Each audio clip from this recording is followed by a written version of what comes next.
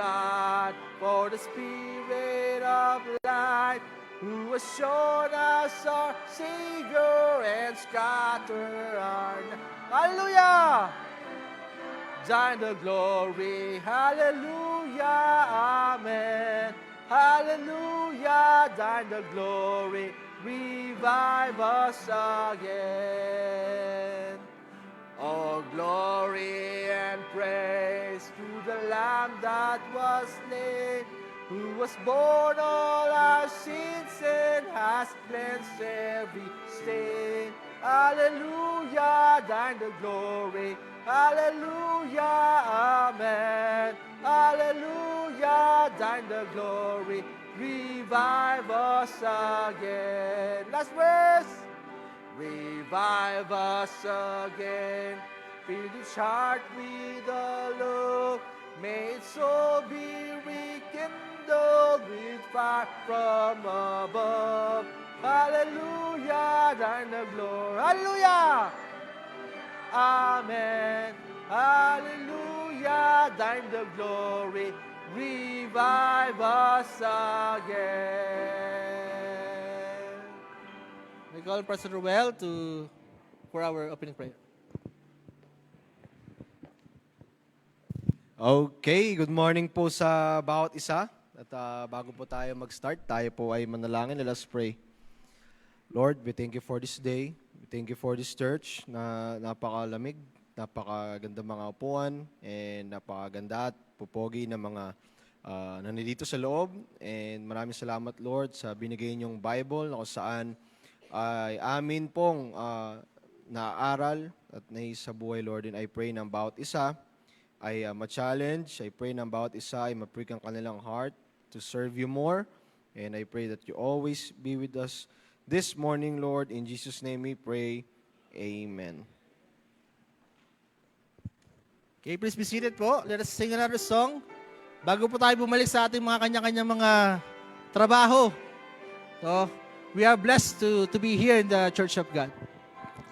On the first verse, sing, I'm satisfied with just a cottage below, a little silver and a little gold.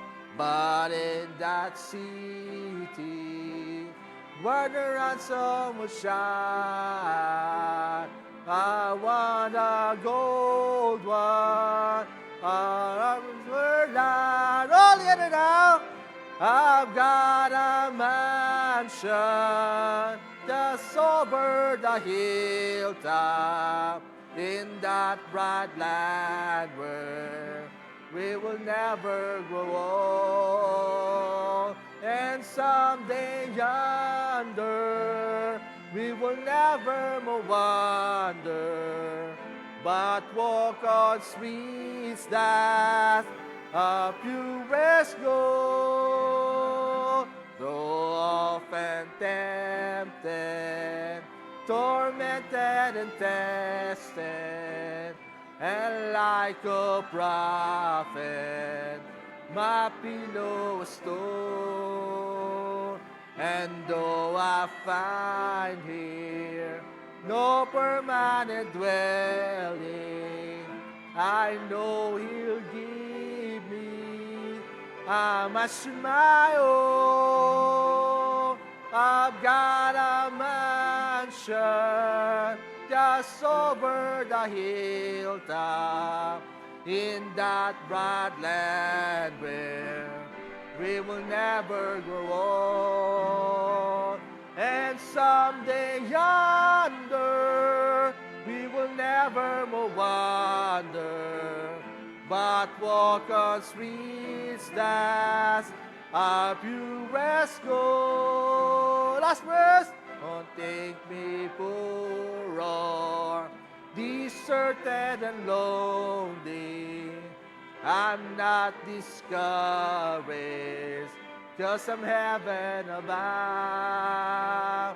I'm just a pilgrim in search of the city.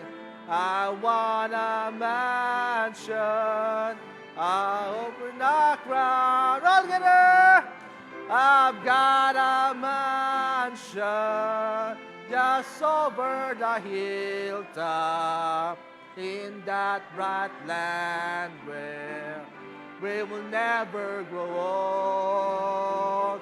And someday yonder we will never more wander, but walk on streets that are purest gold.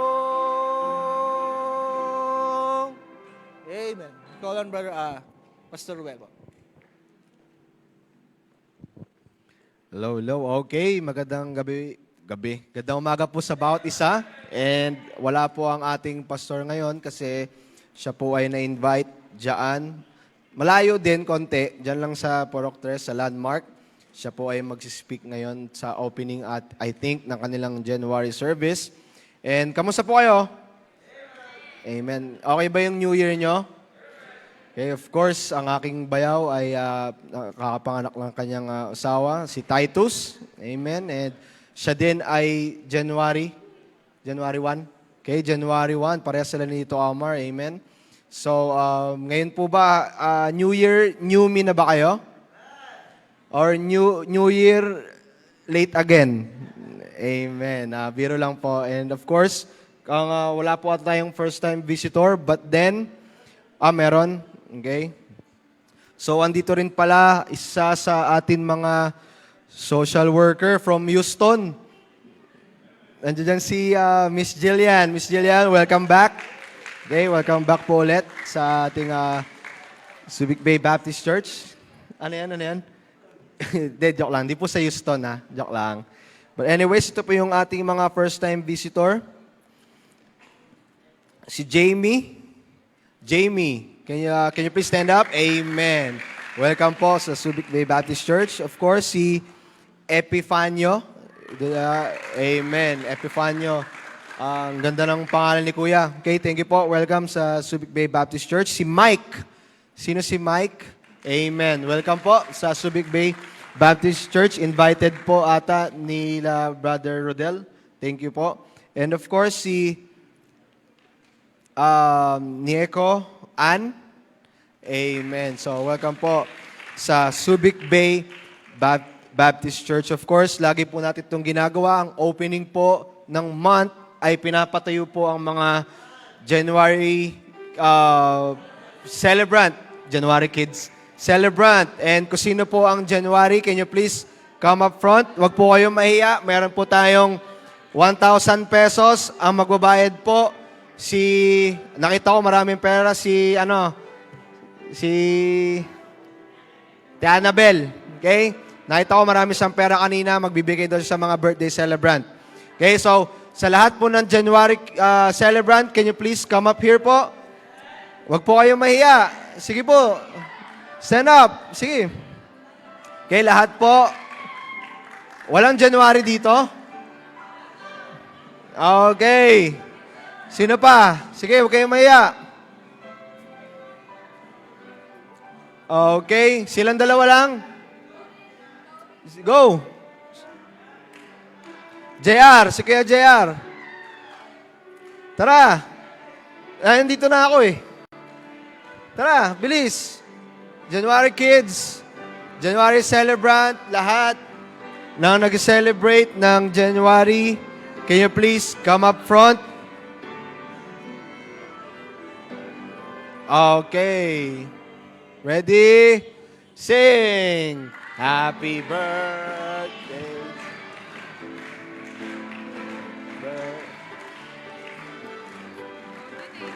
Happy birthday. Happy birthday. Happy birthday. Sweeter. Sweeter as the years go by. Deeper for the deeper. Jesus' love is sweeter. Sweeter as the years go by. We'll sing a happy birthday to you.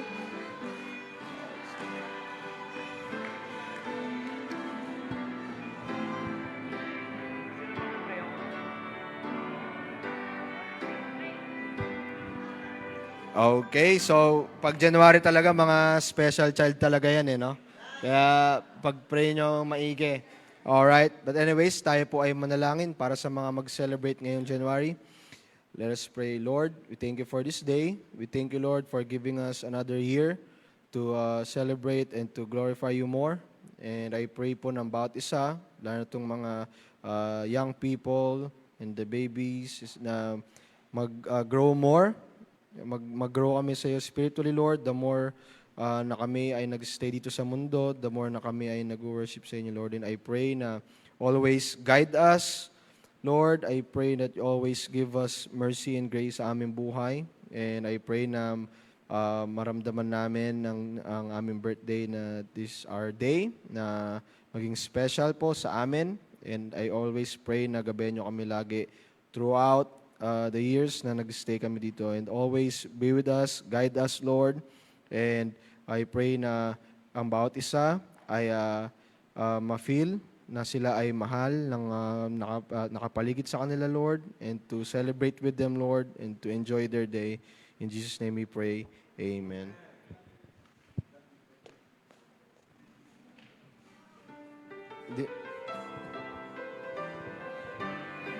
Tayo po lang tatumayo, tayo po magawitan. At magkamayan po tayo na sa bawat isa.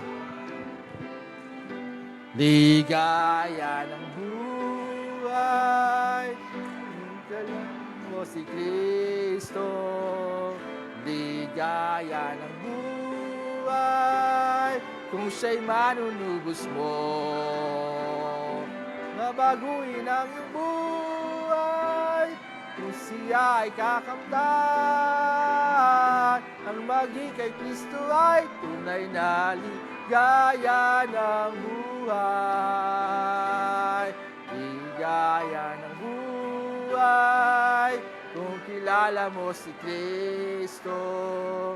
Ligaya ng buhay, kung siya'y manunubos mo.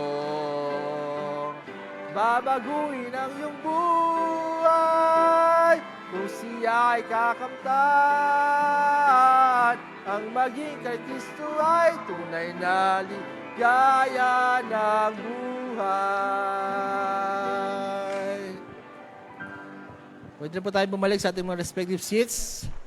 At let's hear now the choir.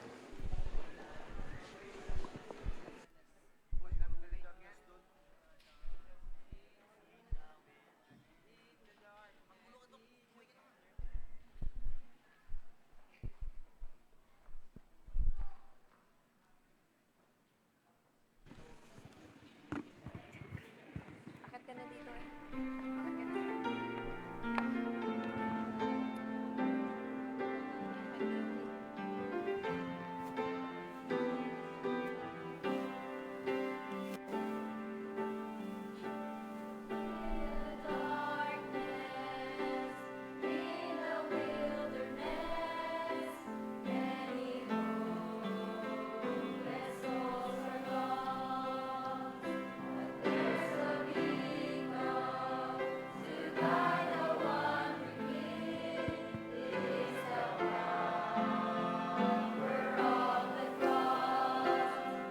Hold up the light, we won't be ashamed to go and tell the world that Jesus saved. We'll proclaim the truth as long as there is time. We'll hold up the light, let it brightly shine.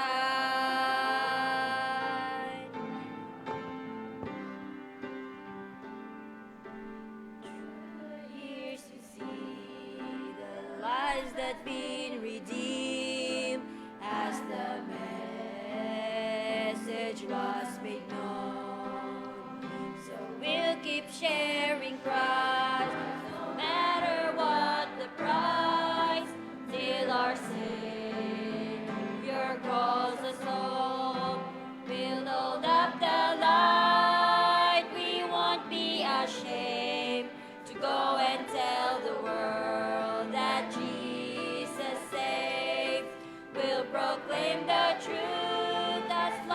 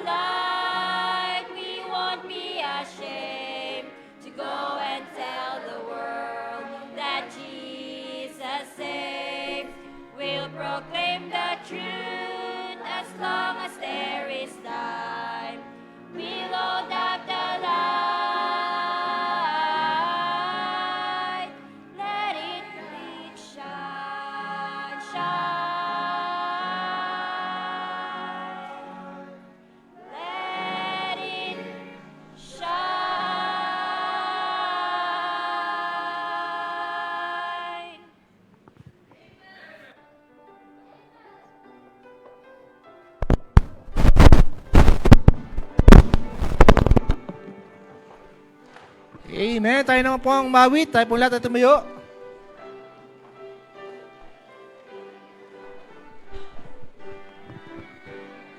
All together, first verse, sing. Come ye the love the Lord, and let our joys be known. Join in a song with sweet accord. Join in a song with sweet accord. And thus surround the throne, and thus surround the throne. We're marching to louder. Beautiful, beautiful Zion. We're marching upward to Zion, the beautiful city of God.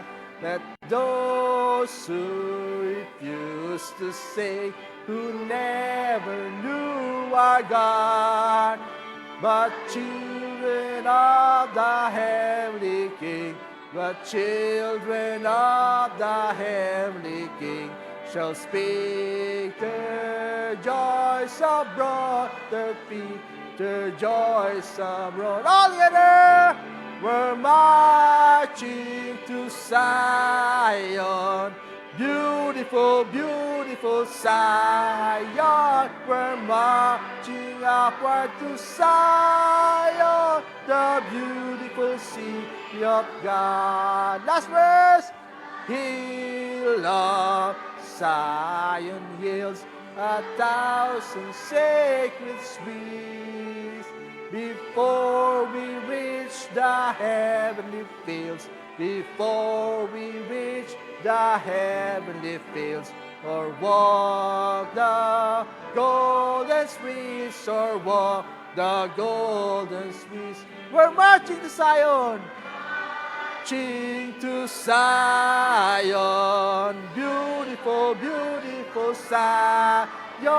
We're marching upward to Zion, the beautiful city of God. I got on. For our scripture reading can be found in Philippians chapter 3, verse 13 to 14.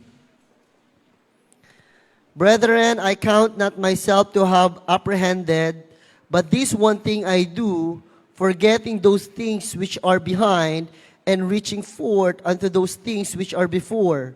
I press toward the mark for the prize of the high calling of God in Christ Jesus. May be seated po. May the Lord bless the reading of this word. Opo na po tayo.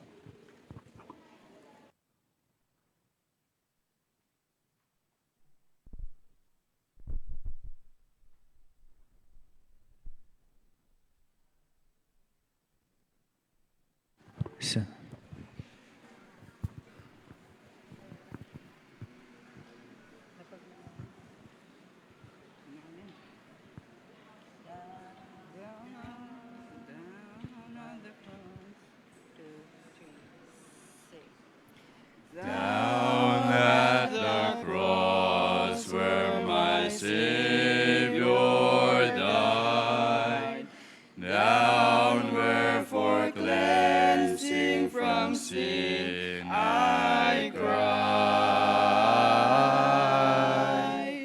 There to my heart was the blood applied. Glory to His name. Glory to His name. Glory to His name. There to my heart was the blood applied. Glory to His name. Come to this fountain so rich and sweet. Cast thy poor soul at the Savior's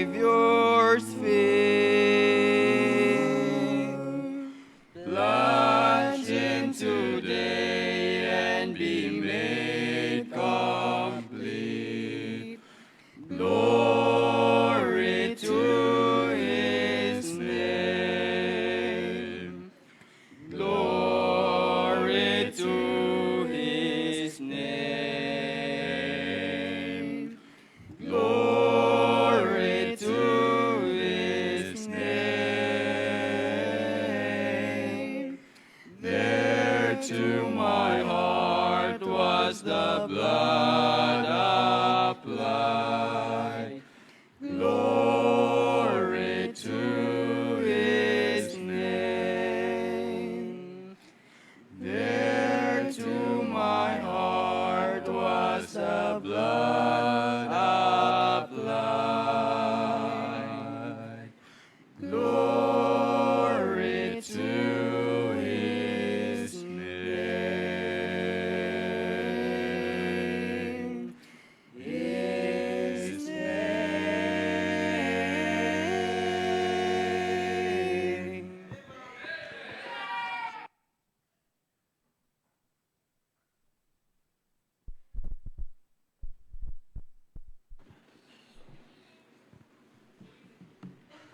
Okay, let's call po ang ating men sa church for sa offering po, ating mga men. And of course, announcement. Bago po yan, may poster ba tayo sa Teens Night? Meron na sa Facebook nung nakaraan. So, mamaya ipapaskil ni Gerald. We're having Teens Night po this coming Friday at 7 p.m. Ang ating speaker po ay si Pastor John Camatoy. And siya po ang sa atin para sa Teens Night. So everyone po is welcome, especially po, alright, yung atin mga young people, yung ating mga anak, please, make sure na madala natin sila this coming Friday at 7 p.m. Okay, we're having Teens Night. And of course, CNC, online Bible study every Monday night at 8 o'clock p.m. Okay? And Accountables online Bible study every Tuesday night at 8 p.m. Wings online Bible study every Thursday night at 8 p.m. Okay? So make sure na alam natin yung mga schedule so we can be maka-join tayo sa kanila and makaninig tayo ng salita ng Panginoon. Pastoral lecture every Thursday night at 7 p.m. And volunteer to help clean the church every Sunday. Please sign up at the Welcome Center. So if you are busy or if you are not, make sure, kung gusto nyo po mag-volunteer, maglinis ng church, and help nyo po sila Prince. And we have a big church. Binayaan tayo ng Panginoon ng napakaganda at malaking simbahan. All we have to do is i-maintain natin yung cleanliness. And weekly feeding ministry with door knocking and visitation every Saturday. Okay? So alam ko sila yung mga Wings may mga sariling biyahe din yan. Okay? Na-announce nila. So, yung mga Wings, you are welcome to join them also kapag sila ay nag-ikot-ikot. And of course, free Bible course application. Ayan po, you just scan there sa QR and then you are free. Alright? Maganda po yan. Marami po tayong matutunan dyan sa online Bible course. And of course, next week, we're having a visitor po from Australia. Siya po ay ipopost yan sa Wednesday. Siya po ay assistant pastor po ng Bethel Bible Baptist Church sa Australia po. So, next week, Wednesday na po yan. And sana po maka-attend kayo. And gusto din po nila, yung mag-asawa po yun, gusto daw po nilang matry ang ministry dito sa Pilipinas. Alright, so ang mag-host po sa kanila ay si Pastor Noah Mendoza and they be coming here next week for 1 week. So, it's a blessing po no, na maraming churches but dito sila sa Olongapo napadpad. Okay, so pag-pray po natin yung mga activities na yan. And to have your prayer request added to our prayer list, send to our FB Messenger, SBBC group chat, or i-text nyo po yung number. So, nandiyan po yung number. Alright? Make sure, guys, 0926-068-6950. Okay? So, make sure if you have some prayer request para mapag-pray po natin yan. Okay, wala pong bayad yan, ha? Walang envelope yan. Okay? You just send your prayer request and pag-pray po natin yan. And reminders po, okay, ang ating tithes and offerings, especially our faith promise. Okay, this is new year, new start po ng fresh start ng bagong taon. Sana new year, new us na. Okay? So make sure our faith promise ay magawa po natin yan. And tawagin ko po si Kuya Chito para ipag-pray po ang ating offering. Kuya Chito.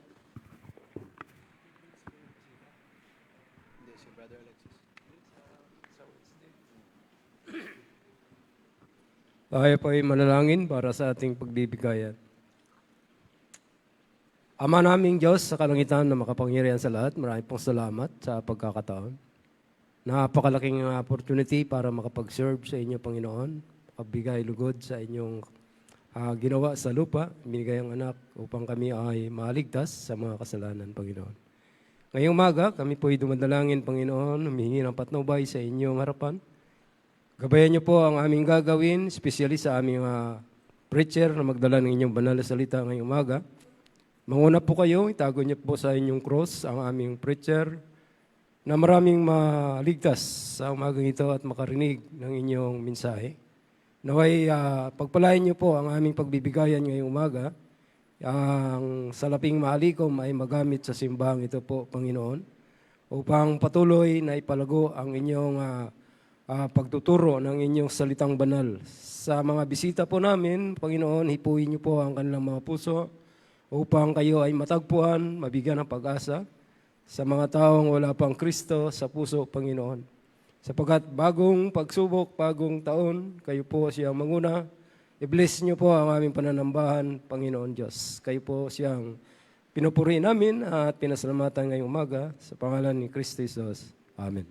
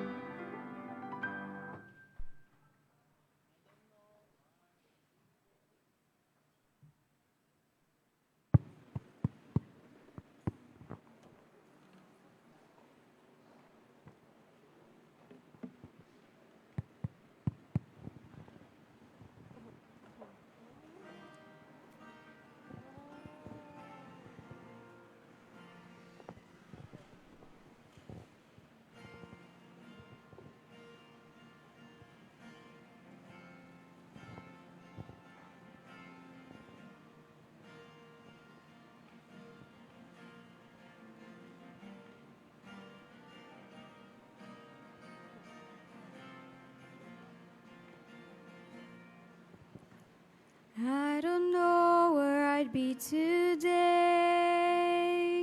Don't know if I'd have my family.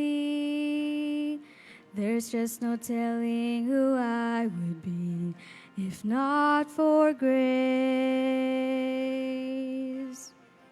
I could be locked up in jail, have no future, no story to tell. I know my soul would be crying from hell if not for grace.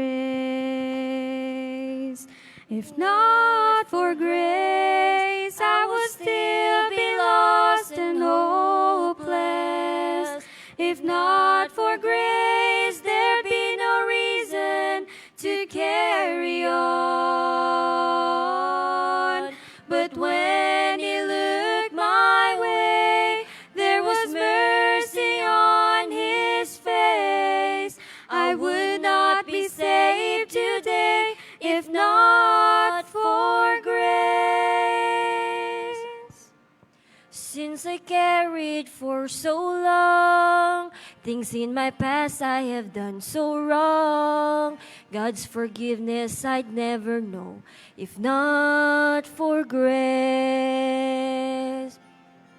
There'd be no hope of heaven above. I wouldn't know the word for God so love.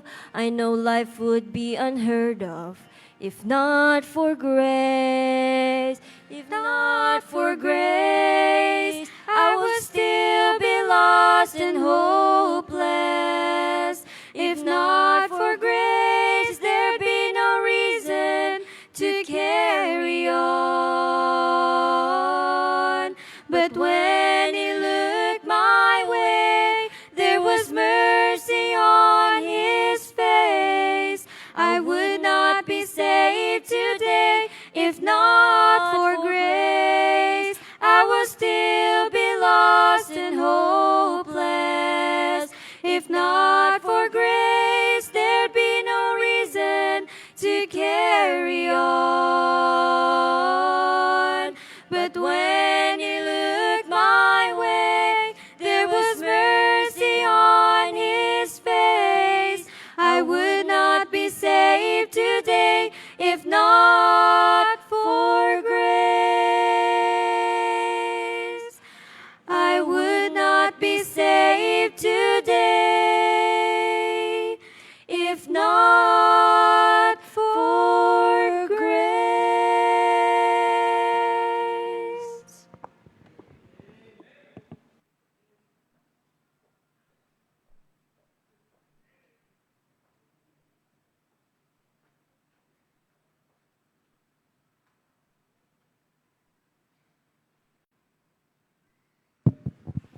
Good morning sa bawat isa. Morning po. Ipagpaumanhin niyo po at ako'y binigyan po uli ng pribileyo. At actually, kanina pa po ako nanginginig. Hindi na sana ako nagkape na kaninang umaga kasi I usually preach every afternoon or evening service. But then again, nagsabi kasi si Pastor JM sa akin that he was invited sa Landmark Baptist Church dahilan para ako po ay tumayo sa inyong harapan for today. At kung inyo pong mamarapatin, hinihiling ko po na ang bawat isa po ay tumayo para basahin po muli ang ating scripture, mensahe for today. Bear with me as we study His Word. At sabi ng Bible, binasa na po ng ating scripture reader kanina, in Philippians chapter 3, verse 13 to 14, ang sabi ng Biblia, follow along with your eyes, sabi, Brethren, I count not myself to have apprehended, but this one thing I do, forgetting those things which are behind, and reaching forward unto those things which are before. Verse 14, I press toward the mark for the prize of the high calling of God in Christ Jesus. Ang title po ng ating message for today, for this morning, is Pressing Forward into the New Year. Tayo po'y manalangin. O dakilang Diyos, thank you for this privilege, this opportunity, Panginoon. Salamat, Panginoon, sa umagang ito na kami po ay iyong pinahinuntulutan na mapunta sa iyong bahay-sambahan. At salamat, Panginoon, sa pribileyo na tumayo dito sa pulpitong ito, Panginoon. I am not worthy. Lord, salamat sa iyong mercy, yung grace, Panginoon. At nawa, Lord, sa umagang ito, ikaw po ang makita. Ikaw po ang aking itinataas. Alisin mo, Panginoon, ang kaba sa aking dibdib, bagkos palitan mo, Panginoon, ng wisdom, ng knowledge, Panginoon, na may ibahagi sa bawat isa. Salamat sa pribileyo, sa buhay na meron kami. At Lord, kung hindi man po kalabisan, magligtas ka po ngayong umaga ng kaluluwang hindi pa tumanggap sa iyo. Salamat, Panginoon, sa bawat isa na nandirito at nawa kami po ay handa sa puso at isipan namin sa iyong salita na ibabahagi ngayong umaga. We pray for our pastors, our leaders na gumagawa ng ganitong sa umagang ito. At Lord, ikaw na po ang siyang bahala sa mga sandaling susunod. Sa iyo lamang po, Panginoon, ang papurit pasalamat sa ngalan po ni Anak na Jesus. Amen. You may be seated po. Hindi ko alam kung ano yung message. Actually, hindi ko na natanong kung anong yung tema for this month's message.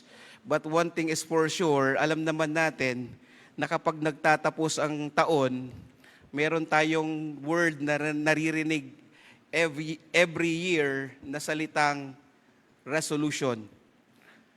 Sino-sino sa inyo ang mga nagsabi ng kanilang New Year's resolution sa taong ito? Okay? Sabi nga dito, ang New Year resolution daw is a personal promise or commitment na ginagawa ng isang individual kapag ang papalapit o susunod na taon ay paparating na para ma-improve ang kanilang sarili or magkaroon ng sinasabing good habit or i-stop yung kanilang habit.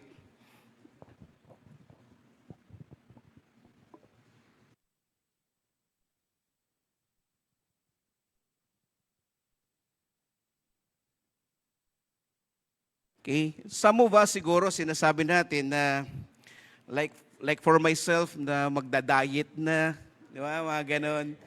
Magtitipid na, okay? Magiging mabuting anak na, magiging mabuting asawa, husband.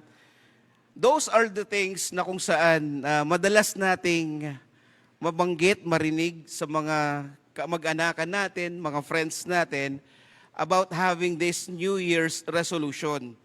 Alam nyo ba, a brief history lang patungkol sa tradisyon ng New Year's resolution. The word resolution entered English from Latin in the 14th century, originally defined as the stem-coded process of reducing things into simpler forms. Over time, it broadened to more figurative meanings like solving conflicts and remaining steadfast. And by the 19th century, it had also come to signify an expression of intent, including for the year ahead. So may history pala ito, yung New Year's resolution nito. And one of the first appearances of phrase New Year resolutions was in Boston newspaper in 1813, according to Merriam-Webster.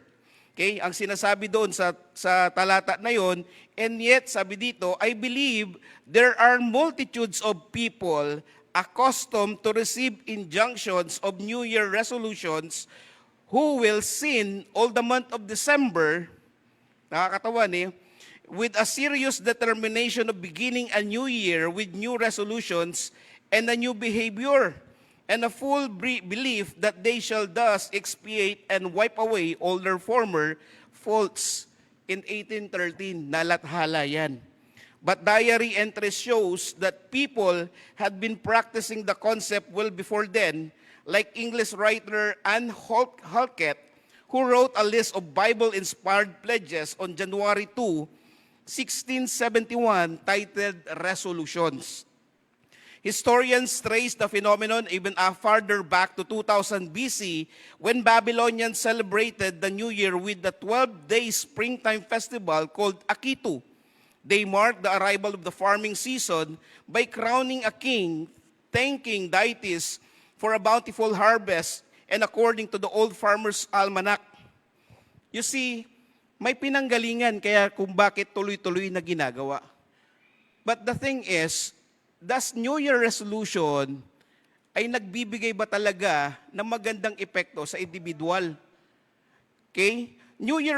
The New Year naturally makes people think about resolutions, yung habit na ma-stop, yung kanilang goal na i-start na nila, na magbabago ng kanilang direction, ng kanilang buhay. But on the other hand, Apostle Paul doesn't talk many resolutions.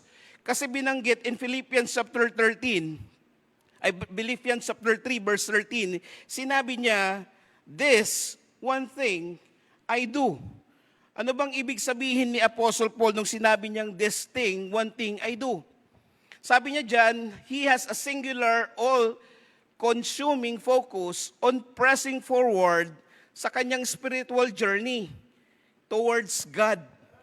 Kaya nga kung ang ating aim for this new year is simply because magkaroon lang tayo ng magandang good habits, might as well, we should have the New Year resolution to press forward para sa Panginoon. Diba? Kaya nga biblical resolutions are not about self-improvement alone. Hindi lang basta self-improvement yan. About spiritual direction and growth. Kaya nga ang kalendaryo overnight nagbabago, pero ang buhay ng isang individual nagbabago lang yan kapag ikaw ay totoong nagdidesisyon sa sarili mo. Ang pagbabago hindi yan dinidikta ng ibang tao sa atin. Bagkos ito'y nagsisimula sa atin. At kung ang direction ng pagbabago na yan ay hindi mo alam, much better to consult with God. Kaya nga ang unang-unang point natin for today, for us to press forward, number one, makita natin, we should acknowledge our imperfection. Our imperfection. Sino dito ang perpekto? Wala, di ba? Siguro pangalan, perpekto, pwede pa. Pero walang perpekto ni isa sa atin. If we mean to say, acknowledge imperfections, we should be recognizing or accepting and being aware sa mga flaws na meron tayo. Marami tayong mga kamalian sa buhay at alam ng bawat isa na at alam natin sa bawat sarili natin kung ano yung mga yun. Maybe yung mga weaknesses natin, yung mga mistakes na nagagawa natin sa buhay natin. Bakit nga ba natin kailangang i-acknowledge yung mga imperfection na yan? Okay? Because if we acknowledge our imperfection sa buhay natin, daan yan o step yan para magkaroon tayo ng well-being at yung personal development natin. Kasi kung in denial tayo na ito yung dapat baguhin, hindi tayo mapabago. Hindi tayo makokorek. You cannot improve what you refuse to see. Totoo yan. Kapag nire-refuse mo na tignan ang sarili mo sa mga bagay na dapat baguhin sa'yo, hindi magbabago yan. That is the foundation for growth and learning. Kaya nga binanggit ni Apostle Paul in verse 13, doon lang tayo magdedwell in Philippians chapter 3, 13 to 14. Sabi niya, I count not myself to have apprehended. Ano bang ibig sabihin ni Apostle Paul nung binanggit niya yan? I count not myself to have apprehended. Apostle Paul means he hasn't fully attained yung spiritual perfection. Even with this great knowledge, alam naman natin kung sino si Apostle Paul. Way back before pa siya maging Apostle Paul, he was a zealous man, well-educated, okay? Pharisee of the Pharisee, na kung saan coming from a devout Jewish family. Kung sa intellectual lang about sa law, lahat alam niya. Pero he acknowledged himself na may mga imperfection pa siya. Kaya nga dito, kung titignan natin, sabi ng Romans chapter 3 verse 23, for all have sinned and come short for the glory of God. We should admit that we are a sinner. In that case, ang masama kung tayo mismo sa sarili natin, inadmit nga natin na tayo makasalanan, pero wala tayong ginawa. Di ba? Kumbaga, kung sa sarili natin, alam natin na nagliligtas ang Diyos, pero bakit hindi natin inilalapit sa Panginoong Diyos? Marami tayo sa sarili natin na kailangan baguhin at kailangan kailangan nating i-improve. Christian can learn from the past, but we are not bound to things we have done. Instead, being chained by our past mistakes, we cannot move forward. You see, spiritual maturity begins with humility. Tama ba? Kasi kung pag-iiralin natin yung ating pride o yung pagmamalaki, hindi natin makikita ang ating sarili. Kumbaga sa sarili natin, nagyayabang tayo, hindi tayo makikokorek. Okay? That is why New Year should not be about pretending we are fine, but admitting where we need God's help. Kailangan natin ng Panginoong Diyos. Kasi si Apostle Paul mismo, kahit nasabihin mo matalino, nagpa-persecute siya, ano ba yung mga bagay na weaknesses ni Apostle Paul noon? Okay? Yung mga bagay na kung saan, kung titignan natin, he is a persecutor of Christians before. Diba?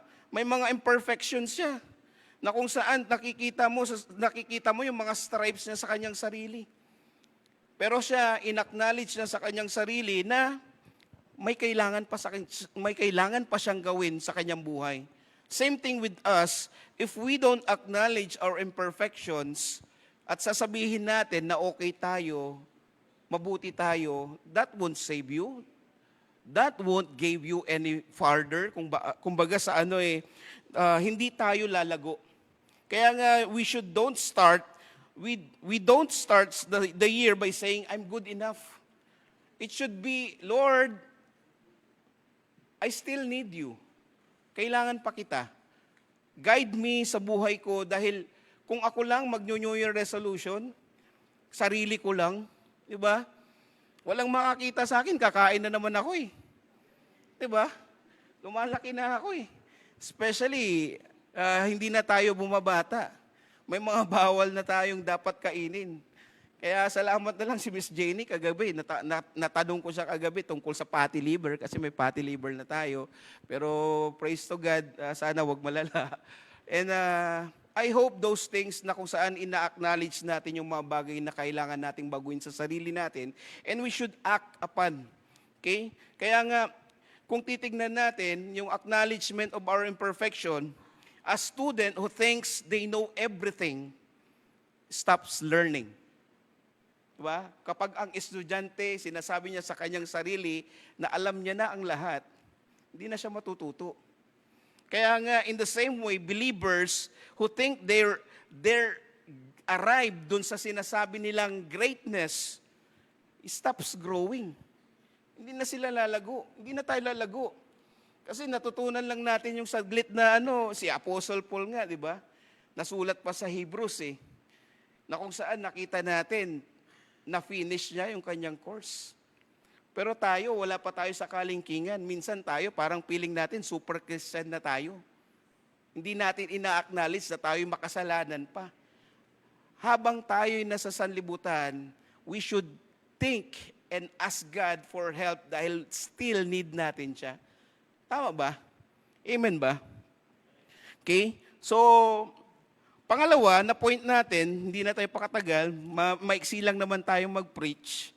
Pangalawa, na makita natin, for us to press forward, number 2, release the past. Lahat tayo may mga past. Diba? Hindi Pasko past. May mga past tayo na kung saan, kapag iniisip natin yung mga past na yon, it hinders us. Diba?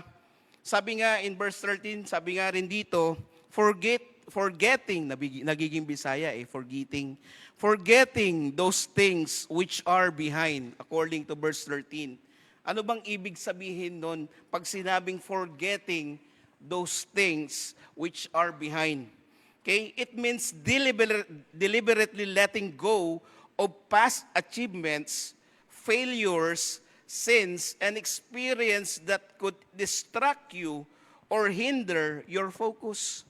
Mahirap nga naman mag-focus kung ang laging nag-hinder sa'yo para mag-move forward yung nakaraan mo. It's like having a rope na nakatali pa dun sa past mo. Okay? Forgetting does not mean memory loss. Pag sinabing forgetting, hindi yung sinasabing may Alzheimer's disease, yung mga ganun na makakalimutin. No. Okay? It means refusing to be controlled by the past. Kasi sometimes, kapag iniisip natin, ligtas nga ba talaga ako?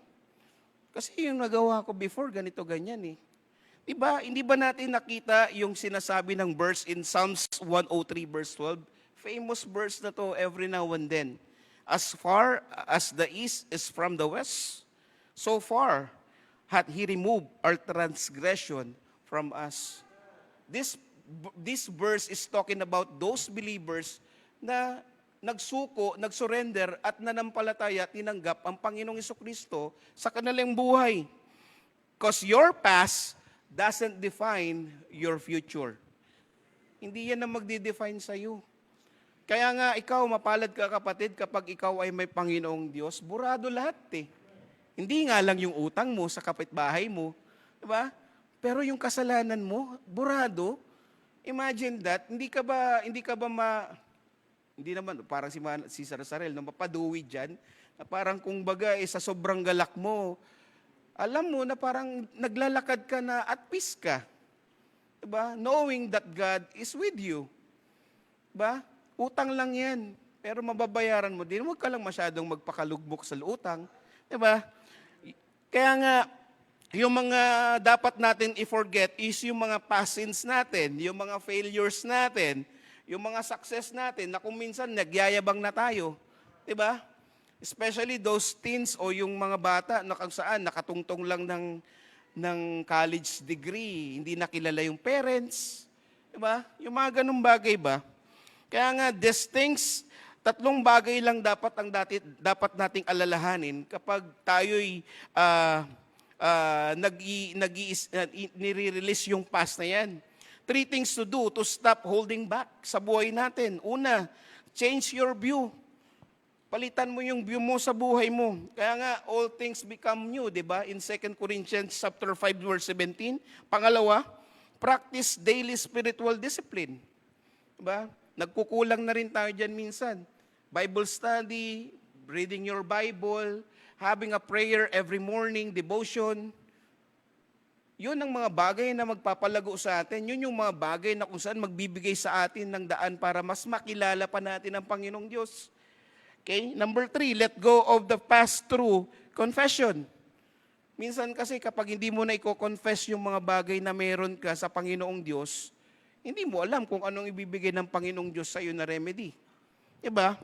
Kaya nga, some people can move forward because they keep replaying yesterday. Yung tipong paulit-ulit, kumbaga sa terminology ng mga sanlibutan para kang sirang plaka, paulit-ulit na lang.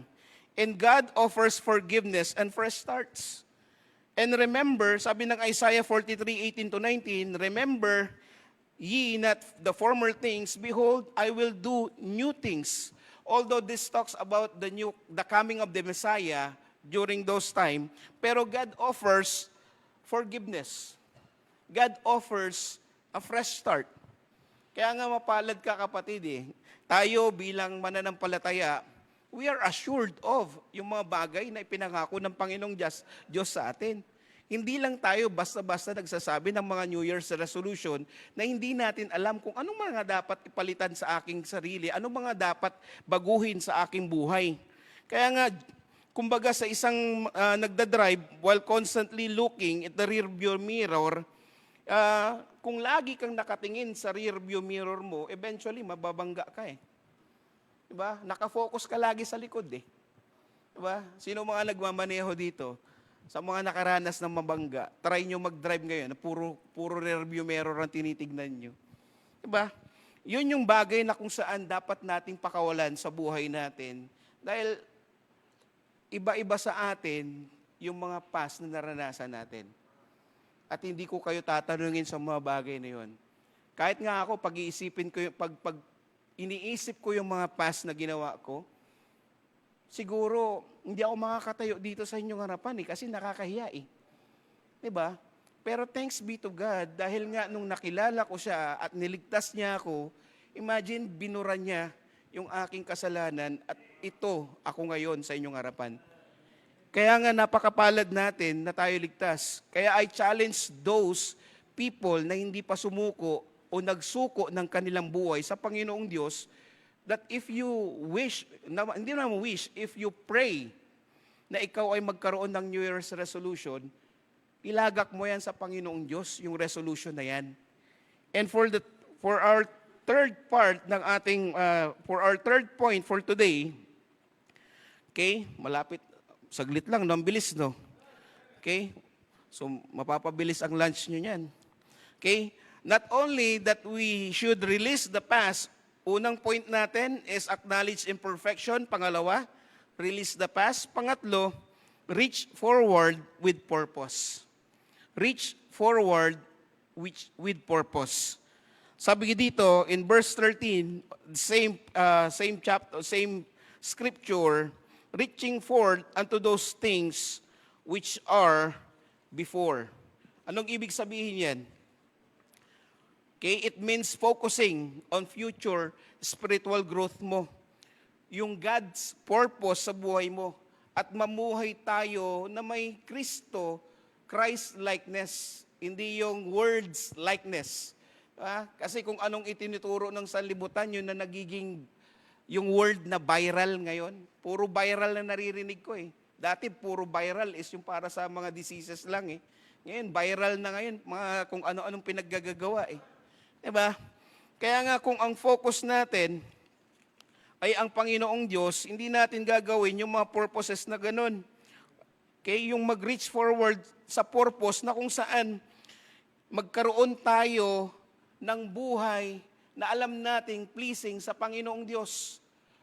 Because hindi ka iniligtas ng Panginoong Diyos na maging remain ka na sanlibutan, na mag-remain ka na sinner ng sanlibutan.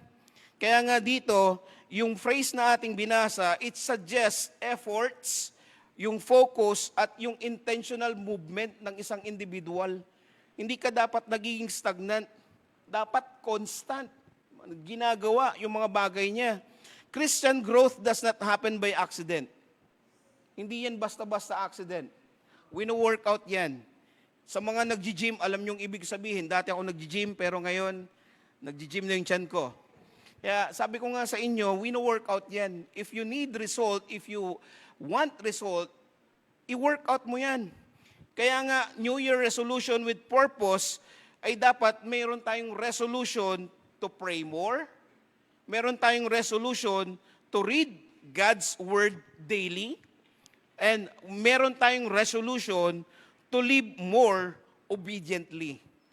Yun yung mga bagay na dapat nating tandaan sa buhay natin bilang mananampalataya, na kung saan hindi tayo basta-basta lalago o hindi natin marireach yung purpose na yun kung tayo mismo sa sarili natin, wala tayong ginagawa. Kaya nga sabi ng Proverbs 16 verse 3, commit thy works unto the Lord, and thy thoughts shall be established. Nakakita na kayo ng athlete na nag-i-stretch, kumbaga, merong athlete na nag-i-stretch towards sa finish line and hindi laging tumitingin kaliwat kanan.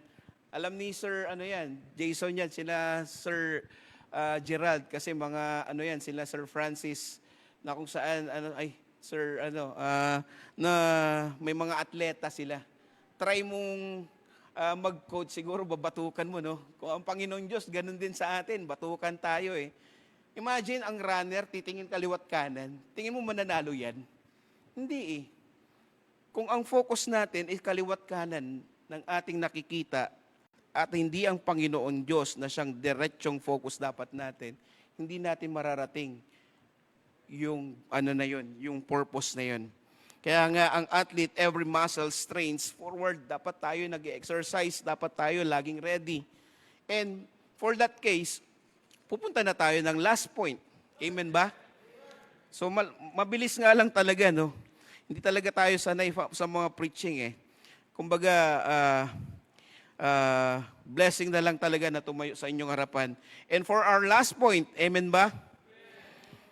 For our last point, we should press toward the prize. Prize. Pag-usapang prize na, di ba parang nakaka-excite, parang dun sa Christmas, natin eh, yung prize na dala-dala ng mga young people natin, yung mga college and career natin, nakabalot siya, tapos ihuhulog. Ano kayang ihuhulog niya? Pero meron tayong pilyo na kasama na naghulog is bulok na saging. Okay? Nakakatuwa. Pero every time na babalikan ko yung picture na yun, nakakatuwa. And if you realize what's price ang ina-after natin sa ating buhay, hindi mo lubos maisip na grabe ang Panginoong Diyos. Una, inalis ka na sa pagkakasadlak mo sa kasalanan, niligtas ka niya, binigyan ka niya ng magandang buhay, at may price ka pa. Kaya nga dito, sabi niya, I press toward the mark in verse 14. It means to strive with intense focus at determined effort na kung saan towards the spiritual goal of knowing Christ and attaining the heavenly prize. Ang sad na, ang nakakalungkot lang kasi, most of Christians nowadays, hindi alam yung nakaprepare para sa kanila, prepare ng Panginoon para sa atin na prize. Kung titignan natin, Christian life is not a stroll. Hindi yung parang nag-stroll ka sa mall, lalakad-lakad lang, na pasimple-simple lang, parang may leisure ba? It should be a press. Pag sinabing press, P-R-E-S-S, ito'y may movement or to cause to move or apply pressure. Kaya nga, there will be resistance, there will be distractions, there will be discouragement. Kasi hindi ko mo sinabi natin na tayo Kristiyano ay hindi na tayo makakaranas ng mga bagay na natural nating nararanasan. Especially kahit sa mga loved ones natin minsan, may mga discouragement. Pero kung alam mo yung purpose mo, alam mo yung dapat mong i-release, alam mo yung in-acknowledge mo, you should be pressing toward that prize. Kaya yung prize na yun, in life, sa totoong buhay, people strive for prizes. Yung success, yung wealth, especially those recognition and honor. Minsan, yun yung mga bagay na parang binibigyan natin ng halaga eh. Tama ba? Parang mas habol ko ba na i-recognize ako ng sanlibutan rather to be recognized by God. Kaya nga, yet, the earthly prizes na sinabi natin kanina ay naglalaho. Fade with time. Ba, sikat ka noon, kilala ka noon, pero kilala ka pa rin ba hanggang ngayon? O ino-honor ka pa rin ba hanggang ngayon? The Christian life also has a price. Alam nyo ba yon? Hindi alam ng lahat ito eh, na ang kanilang price ay eternal. Sabi nga ng John 5:24, Verily, verily, I say unto you, he that heareth my word and believeth on him that sent me had everlasting life, and shall not come into condemnation, but is passed from death unto life. Way back then, nung di pa ako ligtas, hindi ko alam yung mga bagay na yan. Alam ko lang sa sarili ko na may Panginoong Diyos, pero not knowing na ang kanyang ibibigay sa akin ay beyond my imagination, na bukod sa pagligtas, bibigyan niya ako ng magandang buhay, bibigyan niya ako ng mga bagay na kung saan hindi ko naman lubos maisip na ibigay sa akin. Hindi lang yun. I'm longing for that prize na kung saan makita ko one of these days. Ano nga ba yung mga prize na yon? Okay? Una, yung crown of life. Ba? Yung crown of life na tinutukoy is for those who endures trials and remain faithful. Okay? Pangalawa na dapat nating i-long for na prize is yung crown of righteousness. Ito naman for those who love and long for Christ's return. Pangatlo, yung tinatawag na incorruptible crown. Ito naman po ay para sa mga disciple o discipline na and faithful in learning. Pang-apat, yung crown of glory. This is for those faithful spiritual leaders and shepherds. And lastly, yung crown of rejoicing. Ito naman po yung mga soul winners crown. Kasi ikaw, nung niligtas ka, kailangan mo ring ibahagi yung kaligtasan na yan sa iba. Even your loved ones. And for that case, bakit nga ba may crown tayo? Nasulat sa Revelation kung ano yung dapat nating gawin. Yan po ang ihahandog natin once we met Christ sa langit. Kumbaga, hindi tayo basta attendees lang. Meron tayong maihahandog. Kaya nga ang goal dapat natin this new year is not just a better year sa buhay natin. Hindi lang basta kung anong mga bagay na alam natin na pansamantala lang. Ba, hindi naman masama na maghangad ka ng mga bagay na gusto mo, but if you desire, rather to desire God first, we should be walking close with Christ.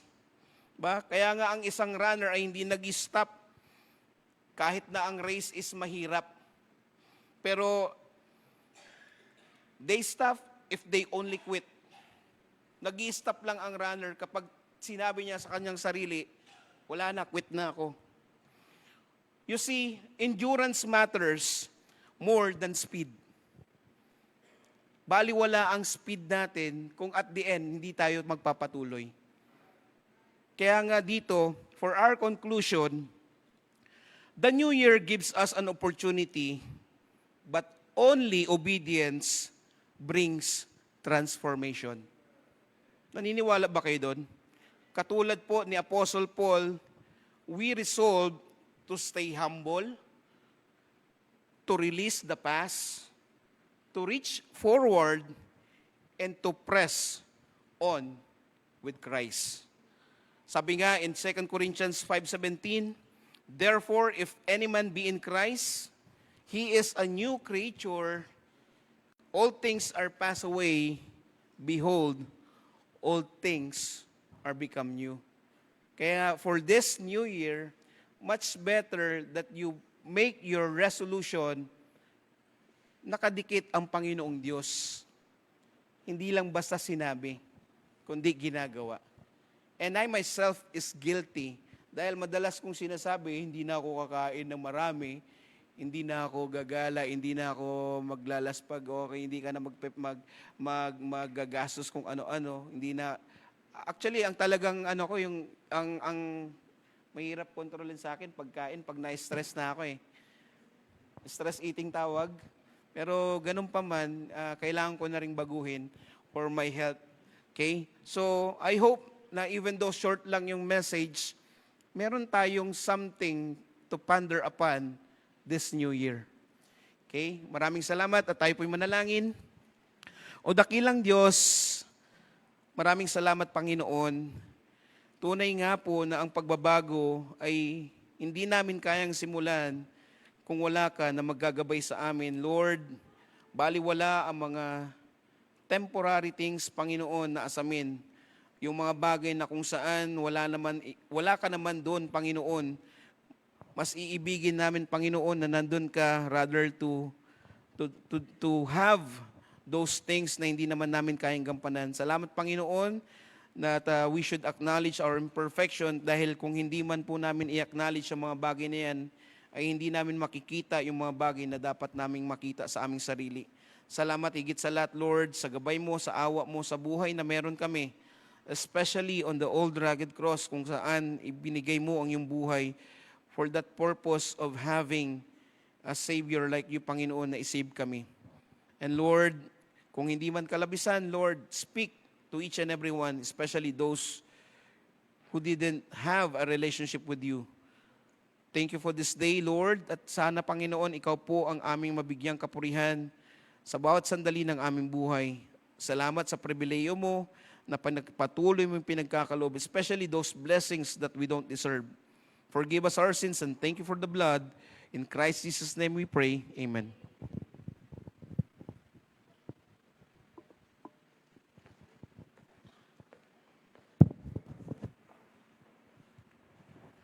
Thank you so much, Brother Alexis. Napakaganda po ng mensahe. No? And if we could just realize ang mensahe ni Brother Alexis, ang sabi niya sa number 1 niya, acknowledge your imperfection. No? Kung tayo po mismo ay malalaman natin na hindi tayo perfect, that's a picture of humbleness. Amen? If we humble ourselves sa harapan ng Diyos, marirealize natin na hindi natin kaya mag-isa. No? Marirealize natin na lahat ng bagay na ito ay mawawala din. No? Kaya ang sabi nga dito sa number 2 niya, release. the past. If you are still in your past, ibig sabihin, hindi ka pa nagsisisi. No, that's why you need to repent. Okay? You need to repent. Sabi nga sa 2 Chronicles chapter 7 verse 14, if my people which are called by my name and shall humble themselves and pray. Okay? Humble themselves. That's number 1. Okay? And pray and seek my face and turn from their wicked ways. That's our past. No, kung hindi pa natin nakikilala si Jesus Christ, we ourselves po ay napaka-grabe, no, makasalanan, but yet God is with us. No, nung tinanggap natin si Jesus Christ, okay, kinalimutan na yung ating past. So, if you are still stuck po sa inyong past, you need to repent. Amen. You need to turn yourselves and acknowledge that the Lord Jesus Christ is the way, the truth, and the life. No, just confess your sins and He will forgive you. Naniniwala ba kayo doon? Okay? And as we stand up, please, I'm calling invitation. Sabi ni Brother Alexis, no, medals, certificate, graduate ka ng high school, graduate ka ng college, you have a good job, but if you don't have relationship with Jesus Christ, baliwala po yan. No? Sabi sa last verse, sa Matthew chapter 6, lay not up yourselves treasures upon the earth where moth and rust doth corrupt, and where thieves break through and steal. No, yung mga iipunin nating gamit, masisira po yan. No, sasakyan, nasisira. Medals, nasusunog. No, kayamanan, nananakaw pa nga minsan eh. And we are still focusing on that thing. Why not focus now with the Lord? Sabi, seek ye first the kingdom of God, and all these things shall be added unto you. No? Number 1, be humble. Next, you need to repent and turn yourself to Jesus Christ. The altar is open po. If you are still lost and undone, tanggapin niyo po si Jesus Christ as your Lord and Savior.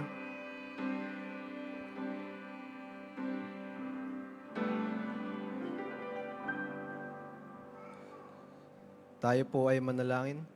Let us pray. Lord, maraming salamat po sa ibinigay niyong mensahero sa amin na kung saan napaliwanag ang 4 points niya, Lord, na kung saan dapat namin gawin, Lord, sa aming buhay, na kung saan we need to humble ourselves to seek you more, and then we need to repent ourselves nang sa ganon kami ay hindi po ma-stuck sa aming past, sa wicked past na napakalungkot.